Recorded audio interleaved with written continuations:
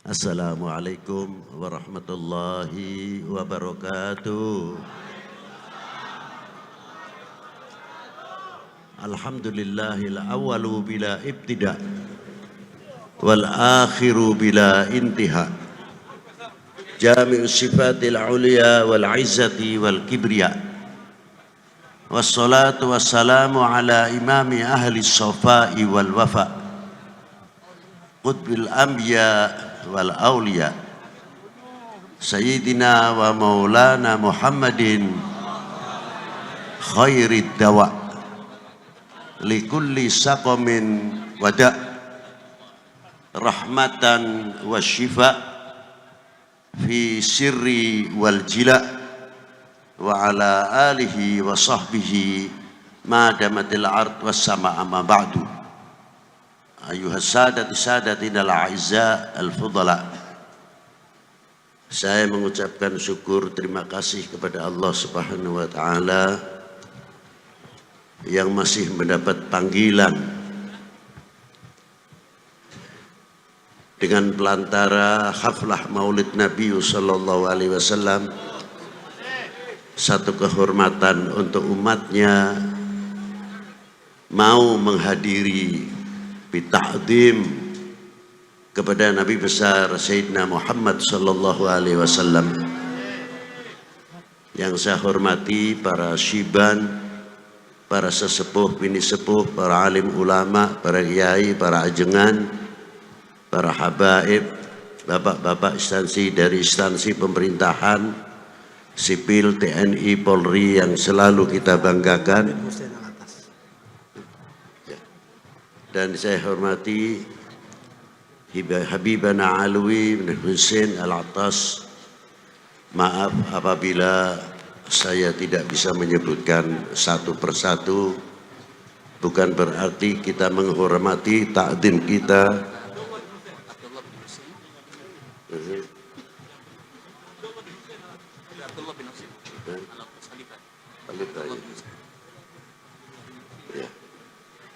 Tidak berarti mengurangi hormat takdim kita kepada para beliau, dan tidak terlepas kepada pengganti atau penerus. Dengan kata lain, khalifah adalah Abdullah bin Husain Al-Attas Al-Alawi Ba'alawi Al-Alawi. Dan yang saya hormati hadirin wal hadirat rahimakumullah. Majelis ini adalah majelis syukur. Majelis yang melahirkan ungkapan-ungkapan rasa terima kasih yang tiada terhingga kepada baginda Nabi sallallahu alaihi wasallam. Man lam yashkurin nas lam yashkurillah. Barang siapa tidak mengerti terima kasih kepada manusia, sama halnya tidak mengerti terima kasih kepada Allah Subhanahu wa ta'ala. Bagaimana tidak? Seandainya kita dalam haflah Maulidin Nabi bisa potong kambing lebih dari 5.000, ayam 5.000, sapi kerbau 5.000 untuk haflah Maulid Nabi, jangan dikira itu sudah bangga. Lah, belum apa-apa. Apa sebab? Karena ada yang lebih dari segala-galanya adalah nikmatul iman wal Islam. Laula Sayyidina Muhammad sallallahu alaihi wasallam, kita itu mengerti apa? Di sini letaknya hormatil Maulid Nabi sallallahu alaihi wasallam. Karena Rasulullah tidak perlu diagungkan, bukan berlebihan. Allah Ta'ala sudah memberikan kelebihan-kelebihan yang luar biasa, tidak ada tandingan. Kita yang butuh sama Maulid, kita yang dahaga sama Maulid Nabi sallallahu alaihi wasallam.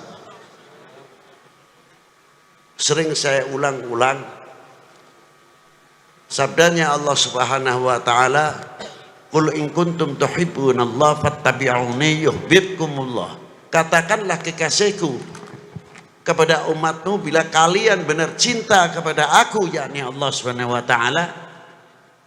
Rasulullah mendapat mandat resmi dari Allah taala dengan kalimatul mufrad, bukan kalimatul jama'. Fattabi'uni, ikutilah jejakku, ikutilah aku. Yuhibbukumullah, kalian akan dicintai kepada Allah Subhanahu wa taala oleh Allah taala. Sahabat bertanya, mata aku mu'minan shadiqan ya Rasulullah, sejauh mana kita dikategorikan orang yang beriman? Dijawab oleh Rasulullah, idza ahbabtallah, selagi kamu mempunyai nuktah yang mencintai kepada Allah Subhanahu wa taala.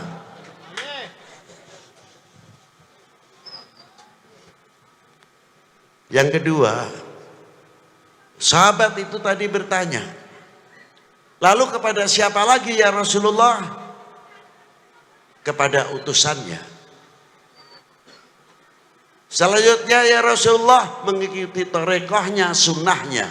Aneh, kalimat torekoh, sunnah dibelakangkan, yang awal mahabbahnya dahulu. Apa sebab?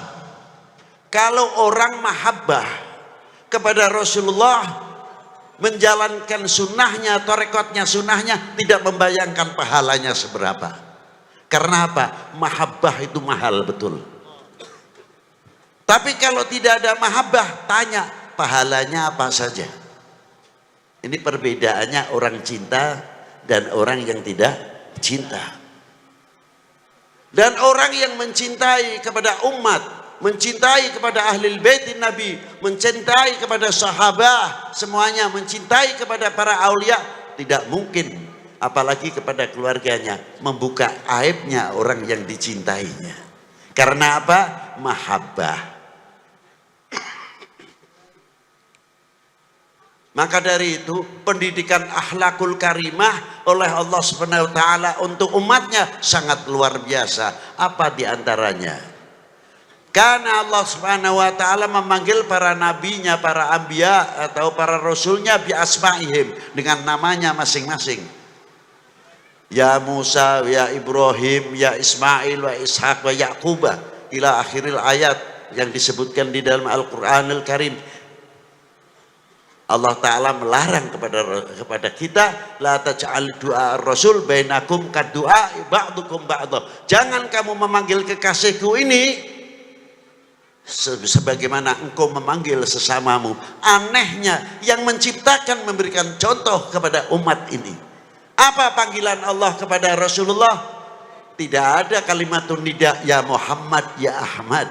Tapi yang ada, Yasin, Taha, ya Muzammil, ya Mudaththir, ya ayuhan Nabi, ya ayuhan Rasul. Inilah pendidikan akhlakul karimah langsung minal Maula Jalla wa Ala. Ternyata panggilan itu mengandung satu mahabbah, kedua kali haibah, kewibawaan. Coba kalau umat Sayyidina Muhammad SAW manggil, jangankan lagi kepada Rasulullah terlalu tinggi. Kepada siapa? Badeka ajengan. Ajengan saha, ajengan fulan. Mugi-mugi panjang umurna, panjang siswana. Badai angkat kemarana, ajengan fulan, ajengan fulan. Disebutkan kiainya, ajengannya, bukan namanya belaka. Menambah wibawa yang memanggil. Begitu pula kita seumpamanya kepada ustadz yang mengajarkan anak-anak kita, orang yang tua padahal umurnya jauh lebih daripada ustadznya, memanggilnya apa? Ya ustadz, ya ustadz bang. Anaknya akan melihat bapaknya apa? Bapak saya saja umurnya jauh lebih tua, hormatnya kepada saya punya guru luar biasa, akan dicontoh oleh anak-anaknya. Begitu pula RT, RW apabila lingkupnya menghargai, wibawa pemerintahan setempat dari RT, RW akan terangkat. Karena apa? Rakyatnya, masyarakatnya mengerti, menghormati dengan panggilan sesuai jabatannya masing-masing. Itulah hebatnya. Maka dari itu, apabila umat ini Semua mengagungkan kepada Rasulullah dengan panggilan-panggilan baginda Nabi Rasulullah sallallahu alaihi wasallam, Sayyidina wa Maulana Muhammadin. Haibatul Islam, haibatul umat Islam luar biasa, tidak akan turun. Mengapa kita haibahnya turun? Kita koreksi dan introspeksi kepada diri kita masing-masing, sejauh mana kita mahabbah kepada baginda Nabi sallallahu alaihi wasallam. Hadits ini diteruskan, di tengah-tengahnya ada kalimat wal yatawaffatun nas fil iman ala qadri tafawutihim fi mahabbati. Kadar bobot iman seseorang adalah tergantung kecintaannya kepada aku. Bila mana kecintaannya sama Rasulullah luar biasa, imannya akan semakin meningkat, menambah dan akan berkembang makrifatnya. Hadis ini bisa diputar balik oleh siapa? Oleh oknum manusia yang akan menghancurkan umat Islam khususnya dan umat beragama pada umumnya. Apa diantaranya ditafsirkan? Oh, kalau begitu, kalau menghancurkan umat Islam, kalau menghancurkan umat beragama, jauhkan kepercayaannya masyarakat, kepercayaannya umat ini kepada nabinya, kepada ulamanya, kepada habaibnya, kepada tokoh-tokoh dunia Islam, supaya jauh. Apabila ini sudah terjadi, maka umat Islam akan mudah dihancurkan. Yang kedua, ditafsirkan bagaimana caranya untuk menghancurkan pemerintah. Bagaimana cara menghancurkan tidak percaya kepada TNI Polri-nya? Orbit terus. Kesalahan yang kecil diorbitkan supaya kepercayaan masyarakat ini jauh. Dia angkat yang oknum-oknumnya supaya apa? Kita semakin jauh kepercayaannya kepada TNI Polri-nya dan pemerintah. Apabila masyarakat ini sudah kena hoax, karena di Indonesia ada dua ketahanan yang kuat. Yang pertama, pertahanan yang kuat adalah TNI Polri, ekonomi, pertanian, pendidikan. Itu diantara pertahanan nasional. Yang kedua, pertahanan semesta adalah rakyat. Bagaimana cara menghancurkan? Bikin hoax. Buka aib-aib, kesalahan-kesalahan kalau tahu ada. Sekecil apapun, biar habaib dengan habaib tarung. Habaib tidak percaya dengan warga Nahdlatul Ulama atau Nahdlatul Ulamanya, biar Nahdlatul Ulama tidak suka kepada Ahlul Bait, antar kiai dengan kiai. 8 tahun yang lalu sudah pernah saya ingatkan. Apa yang terjadi? Arahnya kemana? Arahnya supaya Indonesia chaos, supaya kita tidak percaya, sehingga kita sesama kita tarung baku hantam, sehingga Indonesia tidak bisa akan maju. Selalu begitu yang diharapkan, sehingga Indonesia pecah-pecah. Wahai bangsaku yang kubanggakan, relakah negerimu terpecah belah? Jawab yang keras. Wahai bangsaku yang kubanggakan, relakah negerimu terpecah belah? Relakah para habaib dipecah belah? Relakah para ulama dipecah belah? Relakah negeri ini dipecah belah? Relakah TNI Polri dengan masyarakat dipecah belah? Itu ya yang paling istimewa. Berarti benteng-benteng Indonesia ada di pundak kalian, tanggung jawab ke depan. Jangan bikin malu para ulama-ulama mutakaddimin yang ikut andil besar menegakkan merah putih kembali dan dakwatul Islam yang luar biasa. Di zaman Wali IX sebelumnya berhadapan dengan Portugis, di zaman Sultan Agung berhadapan dengan VOC, dan sampai ke Diponegoro Kiai Mojo kita pernah andil opo, pernah andil naon nanti teh. Hari merah mau putih mah tinggal nangtung wae. Tapi sing andil mau ditanyakan pernah andil naon, manggil bambu runcing pernah can. Ah can cina, ngiring mah pernah di mana? Karnaval cina. Pakai bambu runcing, kaosnya pas can berem-berem gitu, sampai ketinggal darah gitu. Yo cek aing cenah mah gitu. Maaf bahasa Inggris sebentar. Itulah diantaranya. Karena apa? negara kita, bangsa kita, umat Islam khususnya di Indonesia mempunyai amanah yang luar biasa dari Allah Subhanahu wa taala. Apa amanah tersebut? Tanah air ini pemberian Allah untuk bangsa Indonesia. Siapa lagi kalau bukan kita yang menjaga keutuhannya? Betul? Sehelai rumput yang kering,